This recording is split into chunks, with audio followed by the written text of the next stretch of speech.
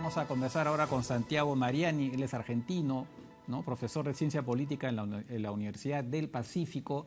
Ayer informamos de este escándalo que se armó allá en Argentina sobre una celebración de aniversario de la primera dama, a la que asistió obviamente el presidente, ¿no? Vamos a hablar de eso, pero por supuesto más allá del impacto político y en general de lo que se viene, que son las elecciones legislativas en ese país. Santiago, gracias por haber aceptado la invitación. Hola Francisco, siempre un desafío interesante hablar de mi país, afuera de mi país, pero acepto con gusto el desafío para analizar la realidad argentina.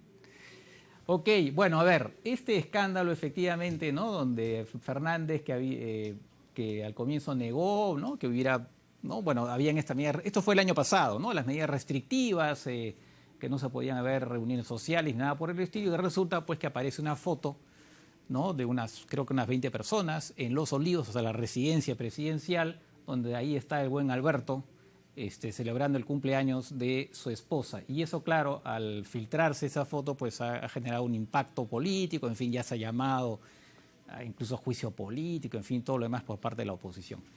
La pregunta que, bueno, concretamente es, ¿cuál es el impacto que eso podría tener, el impacto político, sobre todo teniendo a la vista las elecciones legislativas? Quiero recordar al público un pequeño, en Argentina, como en Estados Unidos, se va renovando el Parlamento cada 2 años, ¿no? De manera parcial. En este caso, en Argentina se renueva parcialmente la Cámara de Diputados, en Estados Unidos es toda la Cámara de Representantes. Pero en fin, el tema es que cada 2 años se renueva y para el 29, me parece que es el 29 de noviembre, 29 creo que es, en todo caso en noviembre, o 14, no recuerdo, bueno, en noviembre van a haber las elecciones legislativas. Actualmente el partido de gobierno tiene con mayoría absoluta en diputados y mayoría relativa en Senado. Pero muy importante también se vienen las primarias, que son el 12 de septiembre y que van a determinar de alguna manera, nos van a decir probablemente quién va a ganar en noviembre. Bueno, dicho esto, ¿cuál es el impacto que puede tener este escándalo en las posibilidades del Frente para Todos, que es la coalición gubernamental? Bueno, Francisco, en torno a esta novedad, quisiera señalar 2 cuestiones. El impacto que puede tener en el gobierno y el impacto que puede tener en la democracia argentina. Voy a explicar primero lo del gobierno y las elecciones. Creo que el impacto va a ser bien importante, porque el liderazgo de Alberto Fernández ya venía de alguna manera cuestionado. Él es un presidente de la pandemia.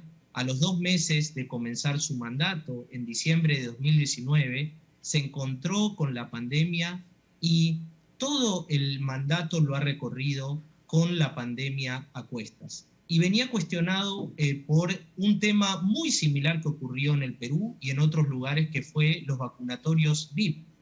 Eso ya impactó fuertemente en la imagen presidencial y en el partido de gobierno, porque los funcionarios que aprovecharon el vacunatorio VIP eran altos funcionarios vinculados al gobierno.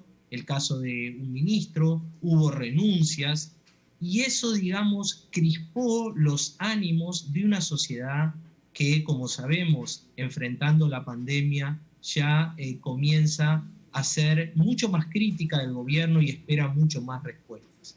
Esta noticia, indudablemente, es como una bomba neutrónica, porque ocurrieron estos festejos pocos días después de que el mismo presidente firmara un decreto donde expresamente prohibía los movimientos, establecía el distanciamiento social, ponía penas duras para quienes incumplieran, y de hecho hubo personas que al incumplir recibieron multas.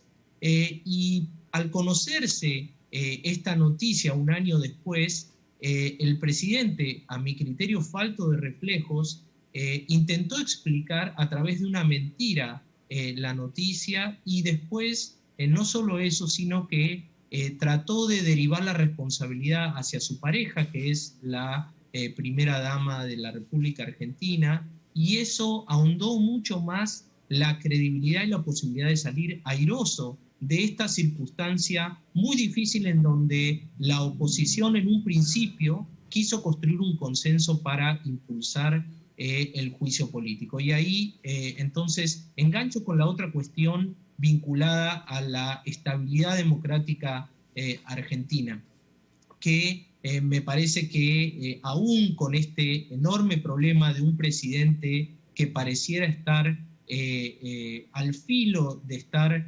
incumpliendo las propias leyes o incumpliendo las propias leyes y normativas que desde el gobierno se emanan, podría de alguna manera hacer zozobrar al gobierno con un juicio político. Pareciera ser que esto se está desinflando y la posibilidad de que la democracia argentina nuevamente entre en algún cono de dificultad mayor, pareciera ser que está a resguardo de eso. Pero esa es la situación y creo que va a tener un impacto. Hay, según los sondeos, de acuerdo a las próximas elecciones, hay más o menos un 15% de indecisos, y me parece que con esta noticia muchos de esos indecisos ahora van a tener una decisión probablemente que va a volcar a su favor votar a candidatos de oposición. Por lo tanto, el gobierno sí va a pagar, me parece que las consecuencias de lo que estamos viendo. Claro, lo que querría decir que entonces que la aspiración del oficialismo, ¿no?, de obtener una mayoría, porque le falta tener mayoría absoluta en la Cámara de Diputados para hacer una serie de reformas, entre ellas entiendo la de justicia, que en la oposición ven como una manera de avasallar el sistema judicial a beneficio de aquellos investigados, ¿no?, del gobierno de Cristina Kirchner y a la propia Cristina Kirchner. Lo que querría decir entonces que esa pretensión de obtener una mayoría absoluta en la Cámara de Diputados quedaría seguramente frustrada, ¿no?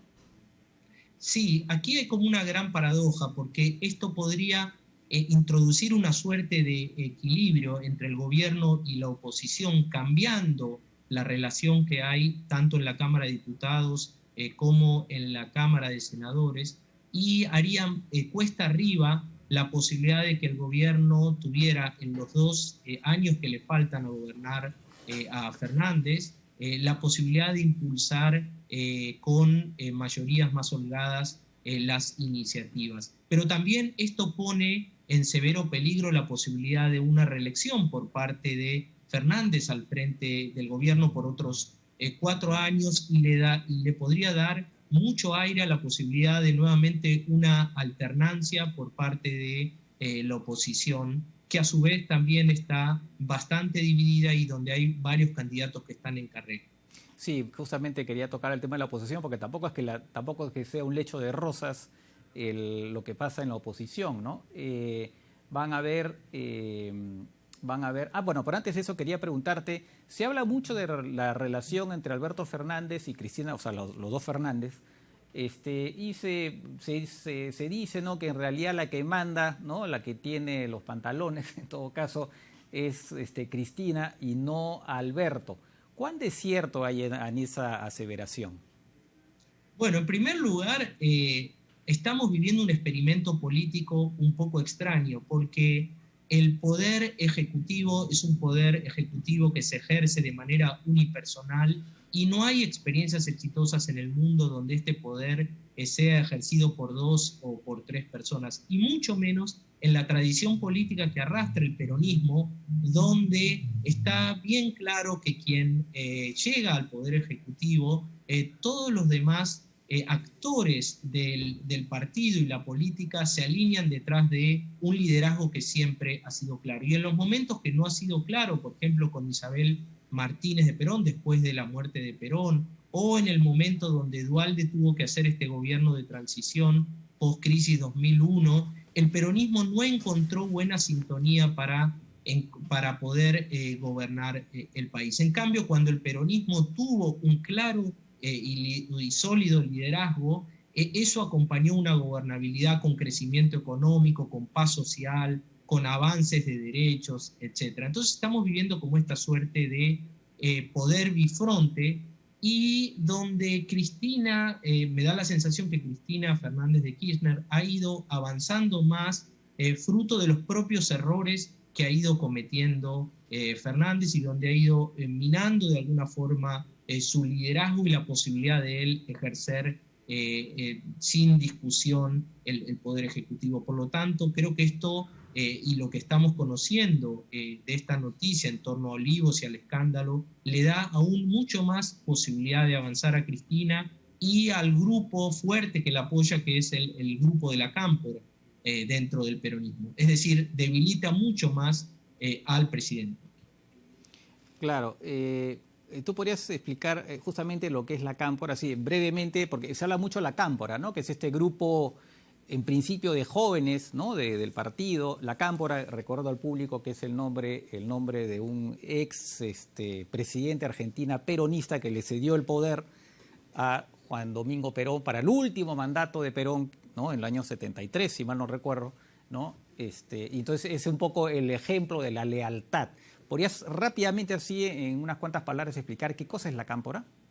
Cuando Perón se encontraba en el exilio, en la última parte del exilio en España, y estaba en un juego de ajedrez muy complicado con el gobierno militar del general Lanusse, por una serie de leyes que le impidieron a Perón postularse a una tercera presidencia, Perón decidió postular a un político en su lugar, que fue Héctor Cámpora, que había sido quien lo había acompañado como presidente de la Cámara de Diputados en la primera y segunda presidencia de Perón, y era muy leal a Perón y a su esposa, a Eva Perón.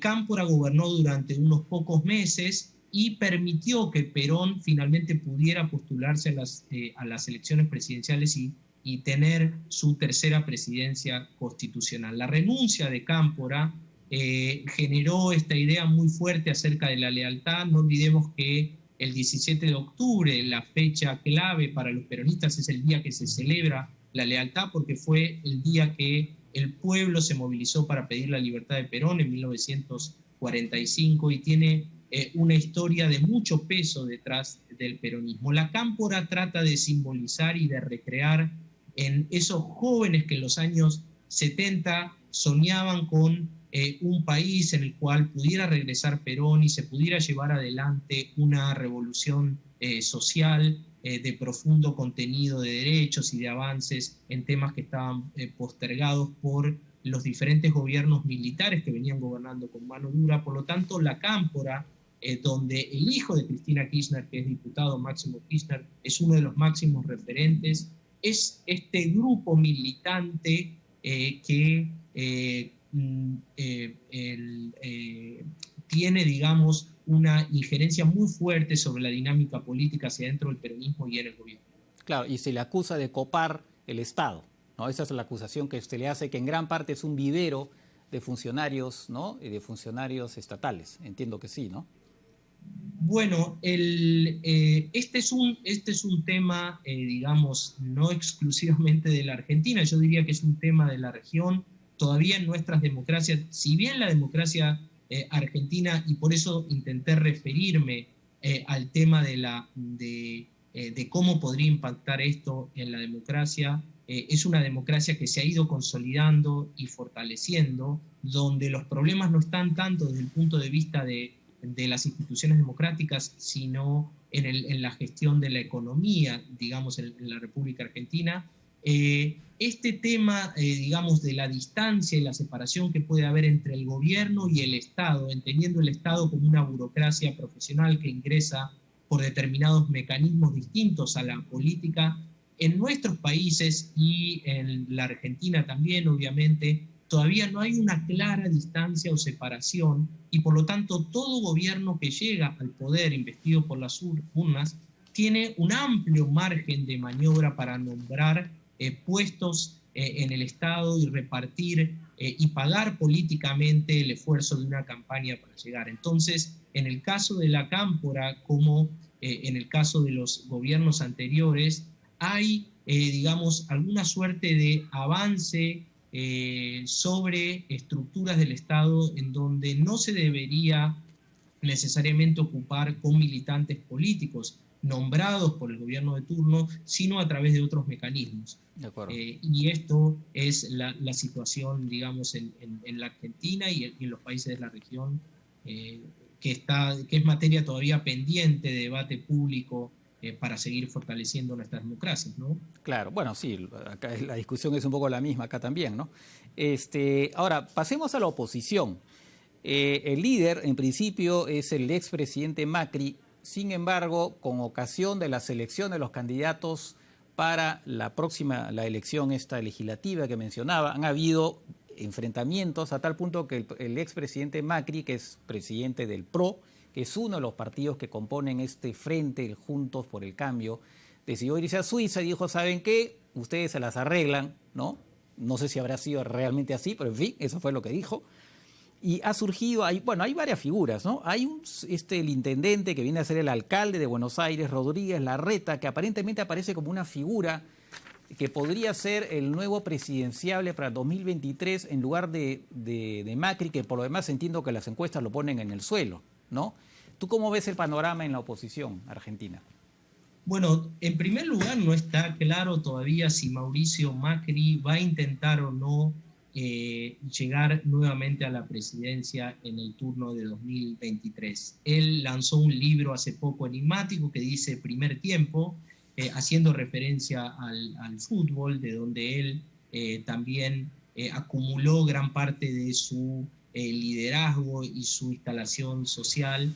Y muchos creen que el título del libro Primer Tiempo es porque va a aspirar a un segundo tiempo, que sería una segunda presidencia, porque estuvo solo un turno, 4 años, y en 2019 tuvo que traspasar el poder a Alberto Fernández.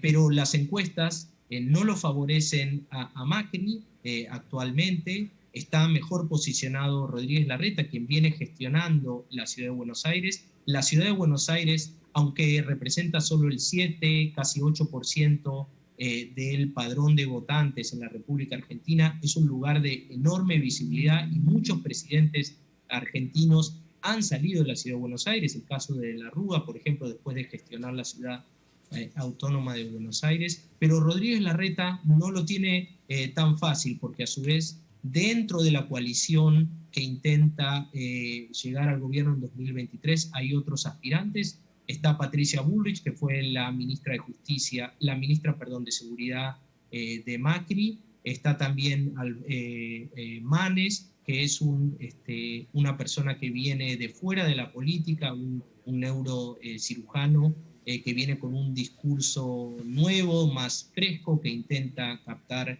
en la provincia de Buenos Aires, que ahí sí es donde está el mayor padrón, porque en la ciudad de Buenos Aires hay un 8%, pero en el resto de toda la provincia de Buenos Aires estamos hablando de casi el 40% del padrón nacional de la Argentina. Rodríguez Larreta ha puesto a quien es su segundo al mando en la ciudad de Buenos Aires como candidato a diputado en la provincia de Buenos Aires para competir justamente con Manes y poder tomar y ganar el liderazgo en la provincia de Buenos Aires. Y dependiendo de cómo resulte esta jugada que está haciendo Rodríguez Larreta en la provincia de Buenos Aires, eso va a validar o no la posibilidad de convertirse en el líder de la oposición y enfrentar en el turno de 2023 al actual gobierno en la elección presidencial. Pero la oposición todavía está también en un veremos, está en una discusión que la va a terminar de dirimir la suerte electoral y la decisión de los votantes. De acuerdo, precisamente como ha habido muchos hablan, ¿no? Le reprochan a la oposición de haberse, digamos, todos estos conflictos internos y que dicen que le están haciendo un favor al gobierno, ¿no? Claro, que esos fueran comentarios, habían de los opositores preocupados, pero antes de este hecho del escándalo que de una manera da un poco más de esperanza a la oposición, ¿no? Bueno, para los que estaban preguntándose, tú hablaste del fútbol, recordemos que Macri fue presidente de Boca, por si acaso, fue presidente de Boca, o sea, bueno, entonces, para estas primarias obligatorias, recordemos que acá en el Perú se planteó hacer algo similar, ¿no? De hacer unas primarias obligatorias, llamadas PASO en Argentina. Ahí probablemente, que va a ser el 12 de septiembre, ¿no? Donde probablemente se va a ver finalmente lo que va a ser, quién sabe, el próximo Congreso argentino, ¿no? Sí, son elecciones primarias simultáneas y obligatorias, es decir, todos los partidos están obligados a presentarse y los ciudadanos están también obligados a participar de las primarias. En general, lo que se ha visto es algo reciente, de pocos años atrás en la política argentina, pero siempre disminuye un poco el porcentaje de votantes. Si en las PASO más o menos entre el 70 y el 75% de votantes se presenta a ejercer su derecho al voto, y después en las elecciones, en el turno de las elecciones posterior, que ahora van a ser en noviembre, el voto más o menos llega al 80%. En elecciones legislativas también tiende a bajar, sube más en las elecciones presidenciales, donde la gente siente que hay más en juego, donde hay proyectos nacionales que están claramente ahí en tensión y en disputa, pero más o menos la democracia argentina desde hace varias décadas mantiene esos números, y la participación política de la ciudadanía en los procesos electorales es elevada, y los procesos electorales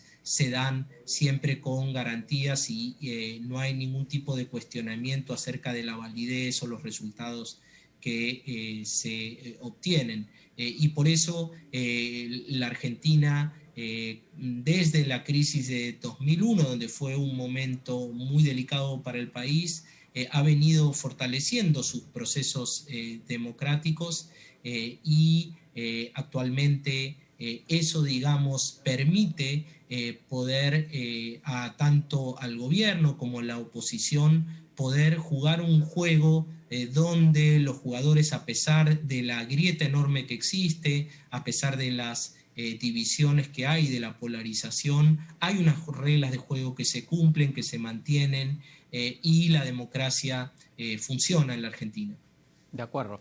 Bueno, muy bien. Antes quiero precisarle al público, recordarle que en Argentina la vicepresidenta o quien ocupa la vicepresidencia del país es además preside el Senado, como en Estados Unidos, lo que le da una cuota de poder importante, evidentemente, a Cristina Fernández de Kirchner, además de ser, por supuesto, la lideresa de facto, en todo caso, por lo menos, de la alianza oficialista. Santiago, muchas gracias por tus explicaciones.